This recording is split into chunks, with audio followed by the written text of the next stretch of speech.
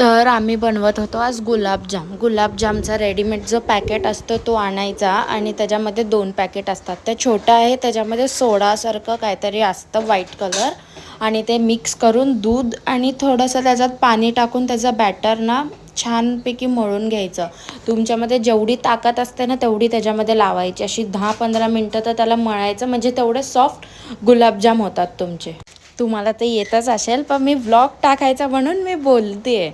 असंच सगळ्यांनाच येतं आता बनवता सगळं. तर नेक्स्ट डे आमच्या घरी वहिनी येणार होती ना, त्याच्यासाठी मी बनवत होते. आणि हे बघा असं मी मळत होते, मीच व्हिडिओ काढत होते आणि मीच मळत होते, म्हणून मला नीट जमलं नाही. आणि गुलाबजाम तर सगळ्यांनाच आवडतं. मी नाही तेवढं खात, कारण मला गोडच नाही आवडत. तिखट मला देईल तितकं मी तिखट जेवण खाते, पण गोड जरा मी कमी खाते, असं आहे माझं. आणि हे असं रेस्टला ठेवायचं 20 मिनिट्स तरी तुम्ही ठेवायचं रेस्टसाठी. जास्त पण ठेवू शकता. आणि त्याच्यानंतर परत मग त्याला मळून घ्यायचं छान. तुमच्यामध्ये जेवढी ताकद आहे ना तेवढी सगळी त्याच्यामध्ये लावून टाकायची त्या दिवशी. हे बघा, मग मी याला झाकून ठेवलं, तूप लावायचं याच्यावरती नंतर आणि मग झाकून ठेवायचं. आणि मग नंतर अर्धा तास झाला ना त्याच्यानंतर त्याचे गोळे करून घ्यायचे छोटे छोटे. तुम्ही छोटे छोटेच करा आणि मग ते एकदम मोठे होतात, कारण लास्ट टाईम मी मीडियम साईज केले ना त्याचे खूपच मोठे झालेले, म्हणून ह्या टाईम जरा आम्ही अजून थोडेसे छोटे केले, जास्त पण छोटे नाही, थोडे मीडियम साईजचे केले आम्ही. आणि मम्मी माझा व्हिडिओ काढत होती, हे बघा.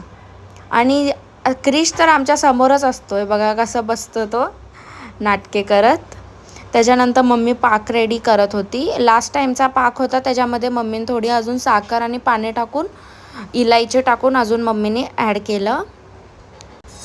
आणि पाक रेडी होत होता तोपर्यंत मग गोळे पण करत होतो मी अर्धे केले आणि मग पप्पांनी नंतरचे केले. आणि नंतर मग तेल गरम करायला ठेवलं. आणि आम्हाला नॉर्मल गुलाबजाम नको होतं, जरा काळे गुलाबजाम असतात ना ते पाहिजे होते. मग जरा अजून आम्ही म्हणजे त्याला तळलं, एक्स्ट्रा 2 मिनिट अजून घेतलं आणि कंटिन्यू हलवत राहिले. मी मम्मी बोलली की कंटिन्यू कर, नाहीतर ते एक साईड जास्त होणार एक साईड कमी होणार, म्हणून कंटिन्यू असं गोल गोल गोल गोल ना फिरवत राहा. हे बघा आम्ही काढून घेतले. आणि एक टाईमला जास्त जात होते कारण तेल जास्त घेतलेलं. आणि अशी मी सारखं मिक्स करत होती गोल गोल गोल गोल चमचा फिरून. आणि गरमी तर एवढी होते ना बाबा, किचनमध्ये पाय टाकला का गरम होतं आहे आता, एवढी गरमी वाढली आहे. तर असं करून मी करत होते. माझ्या दादाला खूप गुलाबजाम आवडतात आणि पप्पांना पण तसंच. मम्मी आणि मी कमी खातो गोड. तर नंतर आम्ही पाकामध्ये गुलाबजाम टाकले, गरम गरमच पाक होत आहे बघा, तुम्हाला वाफ समजत असेल. आणि आम्ही काय केलं, 2-3 तास मुरायलाच ठेवलं. रात्री केलेले ना तर अख्खी रात्रच आम्ही झाकून ठेवले आणि नेक्स्ट डे एकदम छान ते मुरले होते, एकदम सॉफ्ट.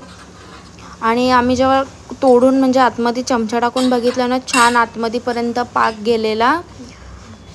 आणि ना माझी मम्मी करते, जेवढं जाड पाक असेल ना तेवढं ते मुरायला टाईम लागतं, आणि जितका जरा पातळमध्ये पाक असेल ना ते लवकर मुरतं, आतमध्येपर्यंत जातं, त्याला इझी पडतं आतमध्ये जायला. तर नेक्स्ट डे हे बघा हे असे फुगले होते छानपैकी, खूप सुंदर एकदम सॉफ्ट लागत होते. हे बघा मी वाटीमध्ये घेतले होते आणि तुम्हाला तोडून पण दाखवलं की कसं वाटतं. आजसाठी एवढंच, बाय. श्री स्वामी समर्थ.